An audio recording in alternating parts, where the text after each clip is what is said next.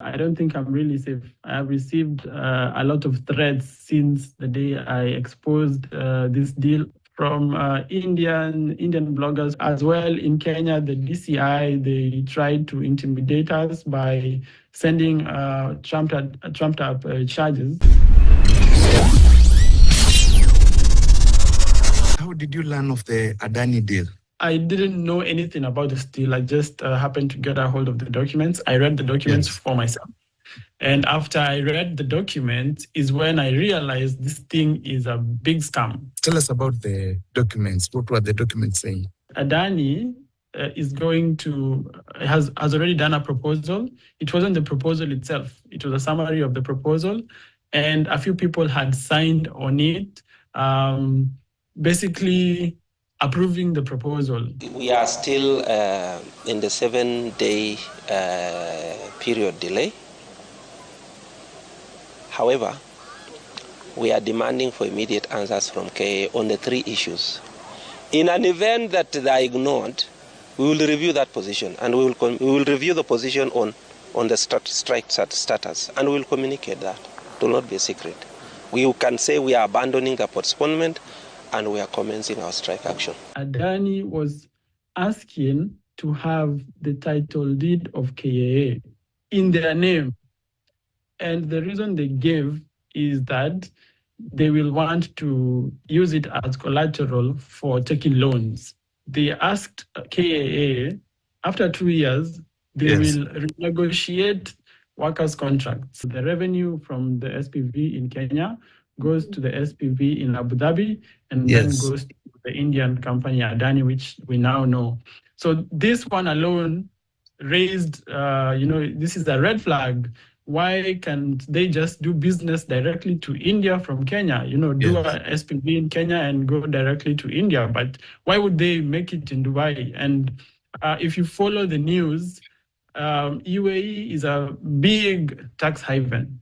And the way they launder money is through SPVs. I don't know about my security, I hope I'm safe at the moment, but I don't think I'm really safe. I have received a lot of threats since the day I exposed. Looking at the demands that have been made by the aviation workers, are these unreasonable? Those demands are very reasonable. In fact, I don't even think anybody should argue over them. Because look at the first one. The first one about supplying the documents, that accords with Article 10 on transparency and accountability, which is in our Constitution. The second demand, they want to be involved in the negotiations. That accords, again, with Article 10 on public participation. It also equally accords with Article 118 of our Constitution on public participation. Okay. And in fact, I'm only adding that they should include not just the aviation workers, but all Kenyans.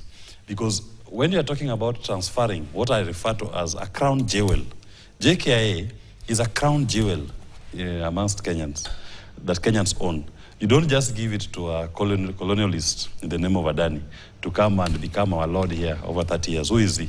Why does he think he can come into this country and take a sovereign part of this nation and then control us, turn us into slaves for the next 30 years? But really, the government spokesperson says in part of his statement that the key takeaways from the government, Adani proposal is still under consideration.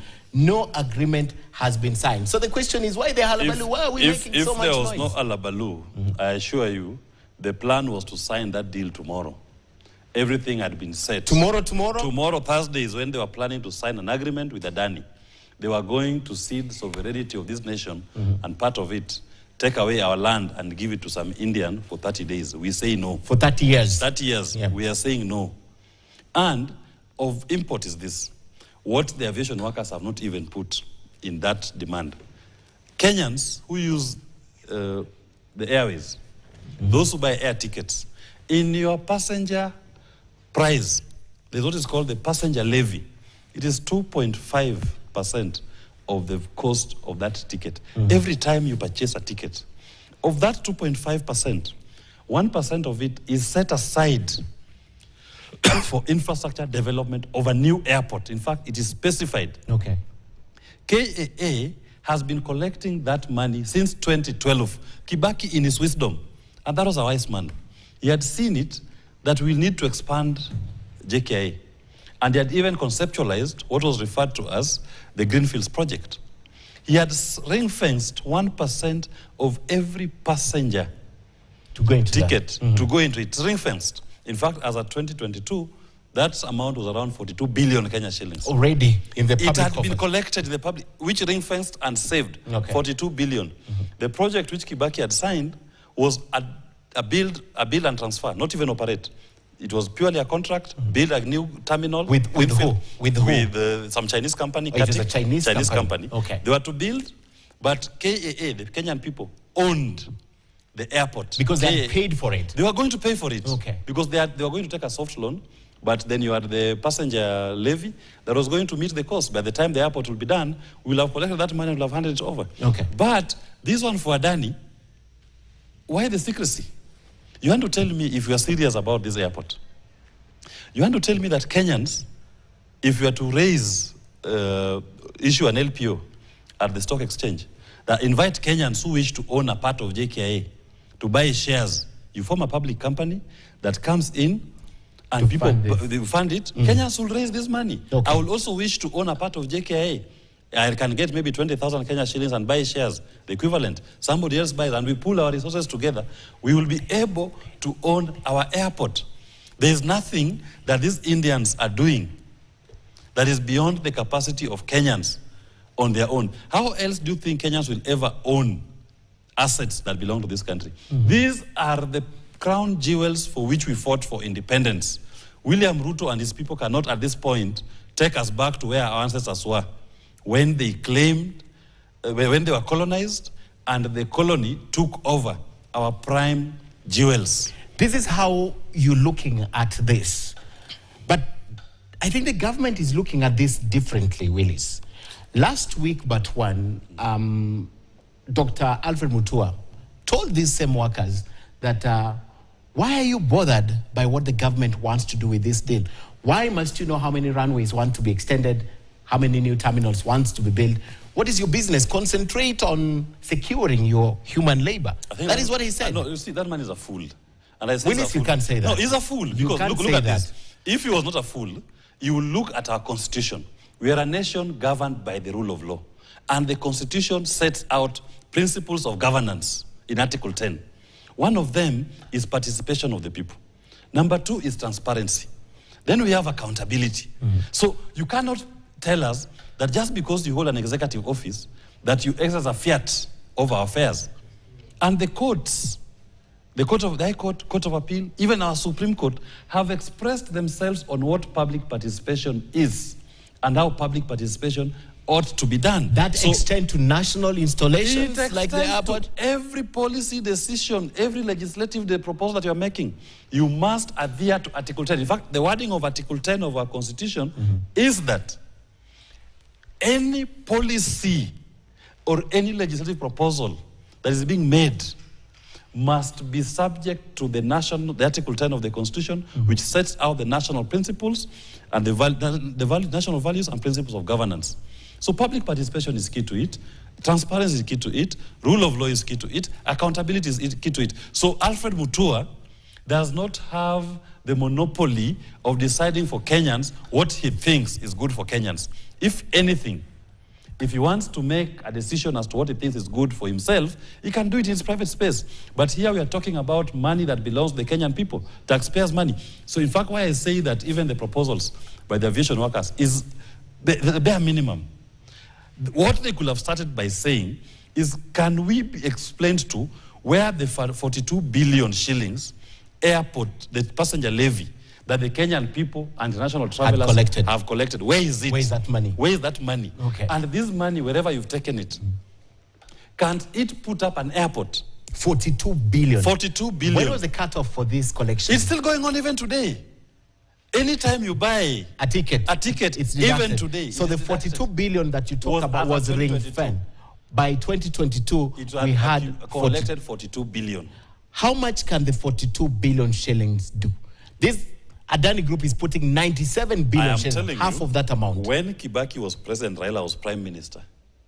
The cabinet, in fact, this even proposal of the passenger levy was passed by the cabinet. That cabinet of the Grand Coalition approved a contract to build a new terminal that was worth 55 billion. Which means this is an airport that we can build with our own money. And I'm saying, even if you wanted to not use this airport levy, but why are we charging it anyway? Okay. There are other funding models that you can use to raise funds to put up that airport. And my preferred one, if it's a question of you want private entities to put up the airport, open it up to Kenyans. Float an LPO and issue it. Let Kenyans buy shares. Let them finance Let that us airport. finance it. Okay. Then we get a reputable international company. You can get Swissport. They've been at JKA now for over 30 years. Yeah. They have experience, they have expertise. They've built, they've managed airports before. You can even invite now players in the US or even in Asia who have the capacity. But for me, fundamentally, even KAA itself, you cannot say that KAA lacks the capacity to run an airport. Okay. They've run our airports all these years. Has Kenya gotten to a stage that now the government cannot get what it wants by simply shoving it down the throats of Kenyans, like in this case? Because there could have been legitimate expectations when I said the CS Labour said, concern yourself with what matters to you.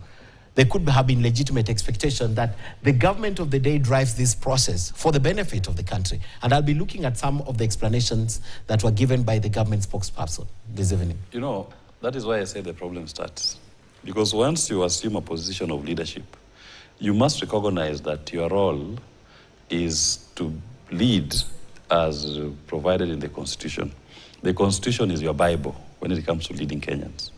And if you adopt an attitude that you think you know it all, that you can shove it down the throats of the people of Kenya, it will not work.